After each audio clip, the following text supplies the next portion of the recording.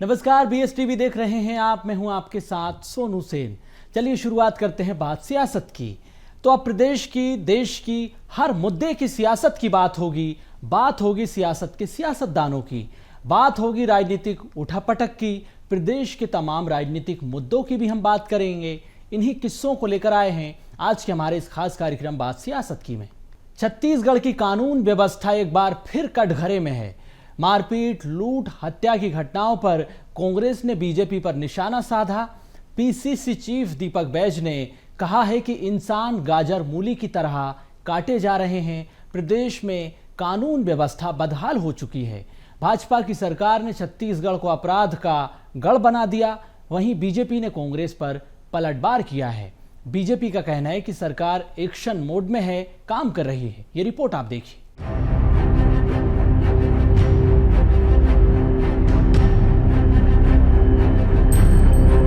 कटघरे में छत्तीसगढ़ की कानून व्यवस्था। कांग्रेस ने बीजेपी पर साधा निशाना। गाजर मूली की तरह काटे जा रहे इंसान। छत्तीसगढ़ को बनाया अपराध का गढ़। बीजेपी ने किया कांग्रेस पर पलटवार। एक्शन मोड में काम कर रही सरकार। छत्तीसगढ़ में कानून व्यवस्था पर सियासी घमासान मचा हुआ है। PCC चीफ दीपक बैज ने सरकार को कटघरे में खड़ा किया। दीपक बैज ने कहा कि इंसान गाजर मूली की तरह रोज काटे जा रहे हैं। इस सरकार में कानून व्यवस्था नाम की कोई चीज नहीं बची। राजधानी सुरक्षित नहीं है। प्रदेश में कोई जगह सुरक्षित नहीं बची है। छत्तीसगढ़ को भाजपा ने अपराध का गढ़ बना दिया। राजधानी की मरीन ड्राइव भी अब सुरक्षित नहीं बची है। हम लोग लगातार कानून व्यवस्था को लेकर सरकार से सवाल पूछ रहे हैं, सरकार के खिलाफ लड़ रहे और आवाज उठा रहे हैं। लेकिन ये गूंगी बहरी सरकार में कानून व्यवस्था नाम की कोई चीज है नहीं। कि स्वाभाविक सा है कि जिस तरह से अस्पताल में अगर इस तरह की घटनाएं हुई, नहीं होना चाहिए। उधर सरकार के मंत्री बचाव की मुद्रा में नजर आ रहे हैं। डिप्टी CM अरुण साव का कहना है कि प्रदेश में कानून व्यवस्था मजबूत है, स्थिति नियंत्रण में है। सरकार एक्शन मोड में काम कर रही है। राज्य सरकार की सर्वोच्च प्राथमिकता प्रदेश में कानून व्यवस्था की स्थिति बनाने का है और उसके लिए आपने देखा है कि लगातार हमारी सरकार कड़े और बड़े निर्णय कर रही है। और जो आंकड़े बताते हैं कि अपराधों में नियंत्रण आया है, फिर भी हमारी सरकार लगातार इस दिशा में काम कर रही है। प्रदेश में कानून व्यवस्था की स्थिति नियंत्रण में रहे, इसके लिए ठोस और मजबूत कार्यवाहियां लगातार हो रही हैं। फिलहाल छत्तीसगढ़ की कानून व्यवस्था कटघरे में है। कांग्रेस लगातार बीजेपी पर निशाना साध रही है। प्रदेश में हो रही आपराधिक घटना सवालों के घेरे में आ चुकी है। आए दिन लूट, हत्या, मारपीट और चाकूबाजी की घटनाएं आम बात हो गई है। लेकिन सरकार के दावों के बावजूद इन घटनाओं पर लगाम नहीं लग पा रही है। यही वजह है कि कांग्रेस कानून व्यवस्था को लेकर सरकार को घेर रही है। News desk BSTV। Madhya Pradesh सरकार ग्रीन एनर्जी के मामले में तेजी से काम कर रही है। मध्य प्रदेश को नंबर 1 बनाने के लिए बड़े तेजी से काम हो रहा है। सरकार कई स्तरों पर परियोजनाएं चला रही है। ग्रीन एनर्जी के क्षेत्र में तेजी से निवेश के अवसर भी बढ़ रहे हैं। बड़ी तेजी से निवेश भी प्रदेश के भीतर आ रहा है। प्रदेश की ग्रीन एनर्जी पर भोपाल से रिपोर्ट देखिए। देश में ग्रीन एनर्जी में नंबर 1 बनेगा MP। प्रदेश में 50% ग्रीन एनर्जी पर चल रहा काम। गुजरात 50% ग्रीन एनर्जी की तरफ बढ़ रहा है। अशोकनगर, शिवपुरी, मुरैना में चिन्हित की गई जमीन। ग्रीन एनर्जी के क्षेत्र में किया जा रहा है बड़ा निवेश। मध्य प्रदेश में ग्रीन एनर्जी पर बड़ी ही तेजी से काम किया जा रहा है। इसके लिए कई परियोजनाओं पर सरकार काम कर रही है।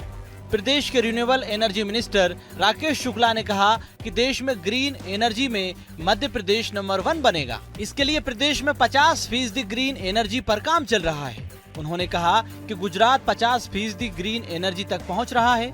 प्रदेश में भी सोलर प्लांट के लिए अशोकनगर, शिवपुरी और मुरैना में जमीनों का चयन कर लिया गया।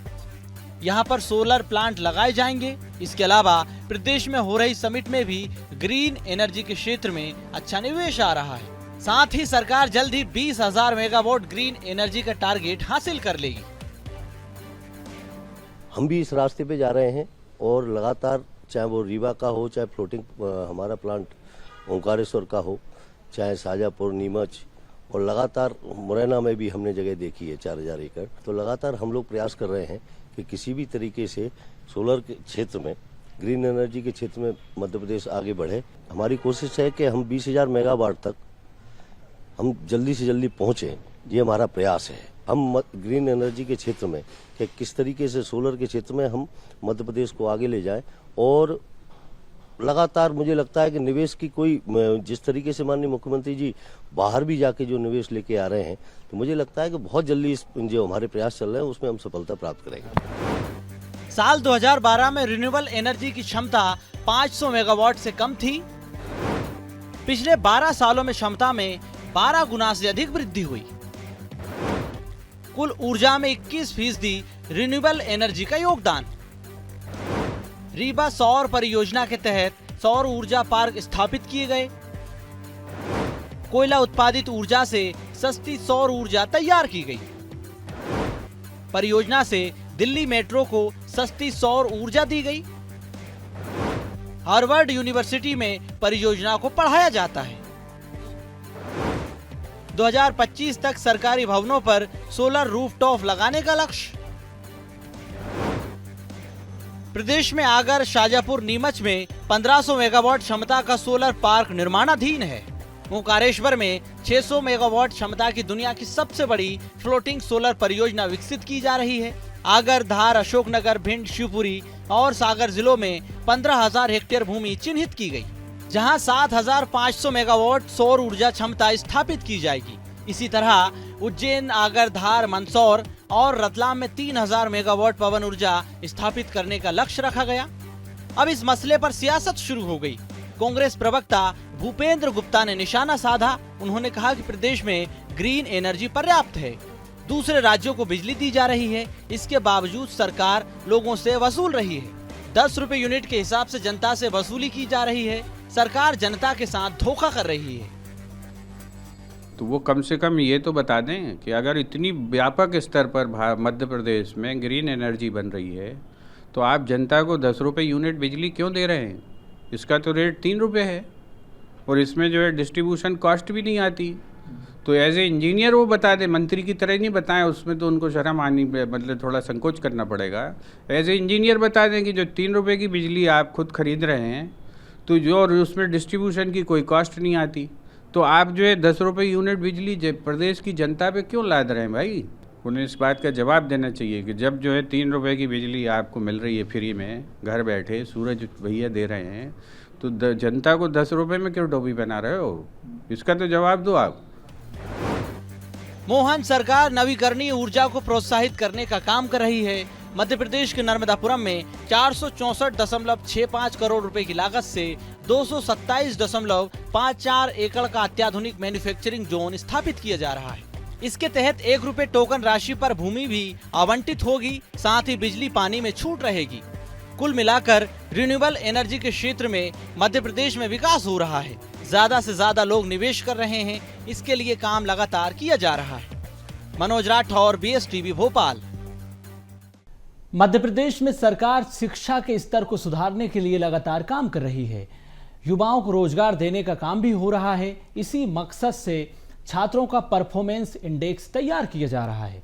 इससे छात्रों को आगे बढ़ने में मदद मिलेगी। क्या है मोहन सरकार का एक खास प्लान, जानते हैं इस रिपोर्ट के जरिए।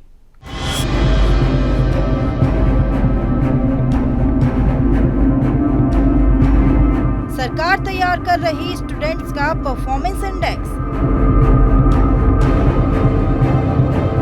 प्रदेश की शिक्षा में किया जा रहा तेजी से सुधार। इंडेक्स से विद्यार्थियों का सही प्लेसमेंट हो सकेगा। छात्रों को आगे बढ़ाने में भी मिलेगी मदद। मध्य प्रदेश की शिक्षा व्यवस्था को सुधारने के लिए सरकार प्रयासरत है। सरकार की कोशिश है कि पढ़ाई के साथ युवाओं को रोजगार भी दिया जा सके। इसी दिशा में अब सरकार ने स्टूडेंट की पूरी जानकारी जुटाना शुरू कर दिया। BSTV से बातचीत करते हुए उच्च शिक्षा मंत्री इंदर सिंह परमार ने कहा कि विश्व स्तरीय शिक्षा तक पहुंचाने के लिए प्रदेश की शिक्षा में सुधार किया जा रहा है। इसके लिए छात्रों का परफॉर्मेंस इंडेक्स बनाया जा रहा है। इस इंडेक्स से विद्यार्थियों का सही प्लेसमेंट हो सकेगा, उन्हें दिशा मिल सकेगी और छात्रों को आगे बढ़ाने में भी मदद मिलेगी। साथ ही उन्होंने यह भी कहा कि UGC के नियमों के अनुरूप प्रदेश के 33 निजी विश्वविद्यालय के VC काम कर रहे थे। उन्हें आयोग घोषित कर 15 दिन का समय दिया गया। इस समय अवधि में VC को बदलना पड़ेगा। उन्होंने यह भी कहा कि यदि कॉलेज प्रबंधन नियमों का पालन नहीं करेंगे तो UGC के मापदंड के अनुसार कार्रवाई भी की जाएगी। UGC के द्वारा मापदंड जो निर्धारित है, कौन कुलगुरु बनेंगे, उन मापदंडों के भिन्न कई विश्वविद्यालयों ने अपने कुलगुरु नियुक्त कर रखे थे। निजी विश्वविद्यालय विनियामक आयोग ने एक कमेटी बना करके सबकी जांच की, सबकी योग्यता परखी है और उसमें 33 ऐसे विश्वविद्यालय हैं जिनमें अयोग्य लोगों को VC बना के रखा है। 53 में से 21 लोगों के यहाँ जो पात्र लोग बने हैं 21 विश्वविद्यालय में, और उन सबको 15 दिन का समय दिया गया कि 15 दिन में आप फॉर्मेलिटी पूरी करके योग्य लोगों को अपने यहाँ कुलगुरु नियुक्त करें। शिक्षा की गुणवत्ता सुधार और स्टूडेंट के विकास के लिए पहले ही उच्च शिक्षा विभाग और शिक्षा संस्कृति उद्यान न्यास दिल्ली के बीच उच्च शिक्षा में चरित्र निर्माण और व्यक्तित्व का समग्र विकास की कार्य योजना पर MOU हो चुका है। इस MOU का उद्देश्य प्राचीन ज्ञान परंपरा, नैतिक, अनुभवात्मक, भारत केंद्रित और विद्यार्थी केंद्रित गुणवत्तापूर्ण शिक्षा प्रदान करना है। सरकार के इस फैसले पर अब मध्य प्रदेश में सियासत भी शुरू हो गई। प्रदेश कांग्रेस प्रवक्ता भूपेंद्र गुप्ता ने कहा कि सरकार के प्रयोग सफल होते हैं तो उसका स्वागत विपक्ष भी करेगा, लेकिन सरकार वोट बैंक की राजनीति के लिए युवाओं के साथ खिलवाड़ कर रही है। प्रदेश में सबसे ज्यादा बेरोजगारी है, युवा परेशान हैं, लोगों को रोजगार नहीं मिल रहा। अगर इस तरह की शिक्षा दी जाएगी तो उससे क्या रोजगार मिलेगा? आज मध्य प्रदेश में 80 लाख के आसपास जो है लोग बेरोजगार हैं। 40 लाख सरकार पर रजिस्टर्ड बेरोजगार हैं। क्या उनका डाटा नहीं है सरकार के पास? पंजीकृत हैं वो। और जो है कम से कम 1 करोड़ लोग ई पोर्टल पर जो है, जो ई मजदूर पोर्टल जो बना हुआ है केंद्र सरकार का, उस पर दर्ज हैं 1 करोड़ लोग। ये 1.5 करोड़ लोगों का उनके पास डाटा नहीं है। आप जाएं, वो ई पोर्टल पर जो है सारा डाटा उपलब्ध है। क्या बना रहे आप? जुमला फेंक रहे हैं।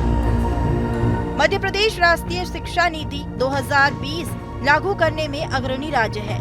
इसी नीति के तहत सरकार भारतीय ज्ञान परंपरा को भी शिक्षा में लागू कर रही है।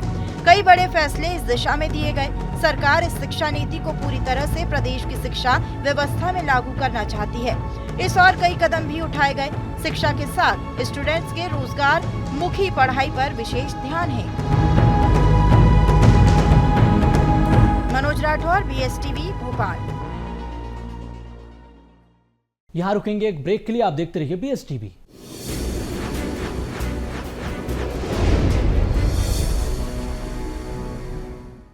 ग्वालियर में 6 अक्टूबर को भारत और बांग्लादेश के बीच T20 मुकाबला खेला जाएगा, जिसका हिंदू महासभा ने विरोध किया है। साथ ही बांग्लादेश में हिंदुओं के साथ बर्बरता का आरोप भी लगाया। उधर कांग्रेस ने हिंदू महासभा को बीजेपी की बी टीम करार दिया। बीजेपी ने कहा कि मैच से विकास को गति मिलेगी। देखिए ये रिपोर्ट। ग्वालियर में भारत और बांग्लादेश के बीच मैच खेला जाएगा, लेकिन उससे पहले इस पर सियासी गदर देखने को मिल रही है। ग्वालियर में 6 अक्टूबर को भारत बांग्लादेश के बीच T20 मैच होगा, लेकिन मैच से पहले सियासी खेल शुरू हो गया। हिंदू महासभा का कहना है कि बांग्लादेश में हिंदुओं के साथ बर्बरता हुई है। उसके बाद भारत में बांग्लादेश के साथ मैच आयोजित करना हिंदुओं की भावनाओं से खिलवाड़ करना है। इतना ही नहीं, हिंदू महासभा ने 6 अक्टूबर को ग्वालियर के लश्कर क्षेत्र में बाजार बंद रखने का निर्णय लिया। वहीं हिंदू महासभा ने तिरुपति बालाजी मंदिर प्रसाद मामले में दोषियों को फांसी की सजा दिलाने की मांग उठाई। देखिए, मेरा स्पष्ट कहना है, ये भारतीय जनता पार्टी का मैनेजमेंट है जो उन्होंने टिकट की खरीदा फरोख्ती करी और ये लोगों को बता दिया कि ये बहिष्कार नहीं हुआ, क्योंकि हिंदू महासभा ने कहा था कि मैच का बहिष्कार करना चाहिए। और जो लोग जो है जिन्होंने टिकट लिए, हम हिंदू महासभाई जो मानते हैं कि वो लोग हिंदुओं से प्रेम नहीं करते, जिनकी माता बहनों की इज्जतें बांग्लादेश के अंदर लुटी हैं, जिनकी हत्याएं हुई हैं और जिन मंदिरों को तोड़ा गया है, उनके प्रति उनकी कोई सिंपैथी नहीं है, सहानुभूति नहीं है, वो हिंदू नहीं है। हिंदू महासभा के बाद कांग्रेस भी भारत बांग्लादेश के मैच पर सवाल खड़े कर रही है। कांग्रेस का कहना है कि बीजेपी का दोगला चरित्र उजागर हो गया। कांग्रेस ने हिंदू महासभा को भी बीजेपी की बी टीम करार दिया है। एक तरफ तो बांग्लादेश पर अटैक कर रहे हैं और दूसरी तरफ यहाँ आप मैच की परमिशन दे रहे हैं। मैच की परमिशन कौन दे रहे हैं? जय शाह, अमित शाह के बेटे, महाहरमन सिंधिया के बेटे। और जो हिंदू महासभा विरोध कर रही है वो कौन? वो भी बीजेपी का ही एक संगठन है। तो एक नौटंकी है ये कि हिंदू महासभा को आगे कर दिया तो दिखाने को हो गया कि हमने विरोध कर दिया। एक्चुअल में देखा जाए तो भारतीय जनता पार्टी जिस नीति पर चल रही थी उस नीति के हिसाब से ये मैच नहीं होना चाहिए था, लेकिन भारतीय जनता पार्टी वोट के लिए, नौटंकी के लिए, पैसे के लिए किसी भी हद तक गिर सकती है। तो ये भारतीय जनता पार्टी की दोगली नीति का परिणाम है। ये वहीं बीजेपी ने कांग्रेस पर पलटवार किया, साथ ही कहा कि क्रिकेट मैच प्रतिस्पर्धा का खेल है, मैच से विकास को गति मिलेगी, ग्वालियर में इंटरनेशनल क्रिकेट टूर्नामेंट के आयोजन का रास्ता खुलेगा। हमें ये भी देखना होगा कि ग्वालियर में जब अधिक मैचेस होंगे तो उसका बहुत बड़ा इम्पैक्ट पड़ता है हर चीज़ पर। आपने अभी अभी जो हमारे यहाँ पर एक टूर्नामेंट हुआ था भारत के अंदर, तो बहुत बड़ा इन्वेस्टमेंट आया था और बहुत बड़ा इकोनॉमिक वो चालू हुआ था। मेरा तो निवेदन है कि अभी बांग्लादेश में जो चल रहा है उसको इससे ना जोड़ा जाए। बांग्लादेश में अभी क्या परिस्थिति निकल के आएगी उसके लिए थोड़ा इंतजार करना चाहिए। हिंदू महासभा का जो विरोध है वो एक हद तक जायज़ भी है, किंतु हर चीज़ इस नज़रिए से नहीं देखी जाती है। राजनीतिक कोई इश्यूज होते हैं और इंटरनेशनल मैटर्स होते हैं। ये क्रिकेट या खेल जो है वो इंटरनेशनल मैटर है। इसमें जब भारत देश राजनीतिक जो कोई स्टैंड लेगा उस पर हमें फोकस करना चाहिए। कुल मिलाकर ग्वालियर में मैच पर सियासी गदर देखने को मिल रही है। फिलहाल ग्वालियर में 6 अक्टूबर को भारत बांग्लादेश के बीच मैच खेला जाएगा, लेकिन उससे पहले सियासी खेल शुरू हो चुका है। अब देखने वाली बात होगी कि ये कहां जाकर थमेगा। छत्तीसगढ़ कांग्रेस बीजेपी सरकार पर लगातार हमलावर है। प्रदेश की बीजेपी सरकार को कानून व्यवस्था पर कटघरे में खड़ा किया जा रहा है। इसी को लेकर छत्तीसगढ़ कांग्रेस न्याय पैदल मार्च यात्रा निकालने जा रही है। पीसीसी चीफ दीपक बैज इस यात्रा का नेतृत्व कर रहे हैं। कांग्रेस की न्याय यात्रा पर अब सियासत भी होने लगी, ये रिपोर्ट देखिए। कांग्रेस निकालेगी छत्तीसगढ़ न्याय यात्रा। गिरौदीपुरी से रायपुर तक 6 दिन में पूरी होगी यात्रा। यात्रा में लॉ एंड ऑर्डर और प्रदेश की कानून व्यवस्था पर होगी चर्चा। कांग्रेस की यात्रा पर बीजेपी ने साधा निशाना।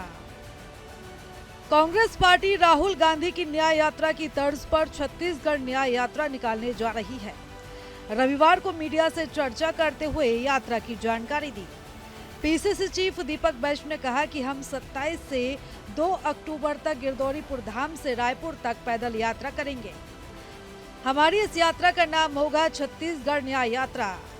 जनता ने बीजेपी को जनादेश दिया, लेकिन सरकार से आज हर वर्ग परेशान है।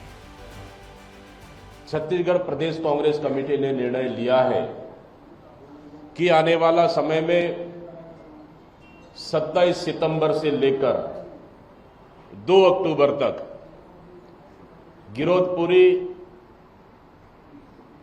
बाबा गुरु घासीदास की तपोभूमि, जन्मस्थली, वहां से दर्शन कर 125 किलोमीटर का लगभग गिरौदपुरी से रायपुर तक का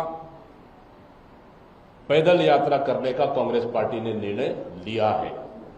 और इस यात्रा का नाम रहेगा छत्तीसगढ़ न्याय यात्रा।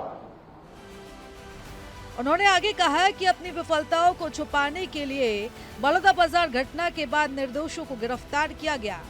आज कवर्धा जल रहा है और साहू समाज के 3 बेटों की हत्या हुई है। यहाँ तक कि पहले दूसरी घटना को रोका जा सकता था। तीसरी घटना में पुलिस बर्बरता से पीट कर मार डाला गया, साथ ही इसे छिपाने का भी प्रयास किया गया। लगातार बढ़ती घटनाओं से जनता सहम गई है। गुरु घासीदास के संदेश को लेकर गिरौदीपुरी से रायपुर तक यात्रा 6 दिन में पूरी होगी। आप वर्तमान में देख रहे हैं कि पूरा कवर्धा जल रहा है। कवर्धा कौन सा जिला है? गृह मंत्री का विधानसभा, गृह मंत्री का स्वयं का जिला। वहां 3 साहू समाज के बेटाओं की हत्या होती है। पहला हत्या भी रोका जा सकता था, दूसरे हत्या में आगजनी हुई, उसको भी रोका जा सकता था। पुलिस मुखदर्शक बन के खड़ी रही, वीडियो बनाती रही। तीसरी घटना को तो पुलिस के अधिकारियों और कर्मचारियों ने खुद उसको अंजाम दिया, जिनकी बेरहम पिटाई से उनकी मौत हुई है। बीजेपी सरकार पर निशाना साधते हुए पीसीसी चीफ दीपक बैज ने कहा कि ये सरकार सीरियल किलर के रूप में काम कर रही है क्या? हम इस सरकार से जानना चाहते हैं कि अब किस समाज की बारी है। इस सरकार में ना ही आदिवासी सुरक्षित है, ना सतनामी समाज, ना ही साहू समाज। कोई भी समाज इस सरकार में सुरक्षित नहीं है। सरकार ने सीरियल किलर की तरह काम कर रहा है। सीरियल किलर इसलिए इस सरकार में आदिवासी समाज सुरक्षित नहीं है। आदिवासी समाज को लगातार फर्जी एनकाउंटर, राजधानी में आदिवासी छात्र की मौत होती है, हमारे बैगा आदिवासी की मौत होती है, 19 आदिवासियों की मौत होती है। तो इस सरकार ने आदिवासी सुरक्षित नहीं है, इस सरकार में अनुसूचित जाति सुरक्षित नहीं है, इस सरकार में अब साहू ओबीसी और साहू समाज भी सुरक्षित नहीं है। क्या यह सरकार सीरियल किलर की तरह काम कर रहा है क्या? एसटी, एससी, ओबीसी, अब बता दे कि कौन सा समाज टारगेट में है, हम इस सरकार से पूछना चाहते हैं। वहीं कांग्रेस की यात्रा पर बीजेपी ने हमला बोला। कांग्रेस की यात्रा का कोई औचित्य नहीं है। पहले राहुल गांधी ने यात्रा निकाली थी, अब दीपक बैज निकाल रहे हैं। राहुल जी भी यात्रा निकाल चुके हैं, अब दीपक बैज यात्रा निकाले। उसका कोई औचित्य नहीं है, कोई अर्थ नहीं है। अब कांग्रेस के पास में कोई काम नहीं बचा है तो काम ढूंढ रहे हैं। और कल दिया है कि छत्तीसगढ़ की जनता कांग्रेस को नकार दिया है। अब देखना होगा कि कांग्रेस की यात्रा से कांग्रेस को कितना फायदा मिलता है। क्या कांग्रेस यात्रा से अपने कार्यकर्ताओं में जान फूंक पाएगी? क्या कांग्रेस यात्रा से प्रदेश की बीजेपी सरकार को घेर पाएगी? क्या कांग्रेस यात्रा से आने वाले नगरीय निकाय चुनाव में फायदा होगा? ये तो आने वाला वक्त ही बताएगा। Bureau report, BS TV।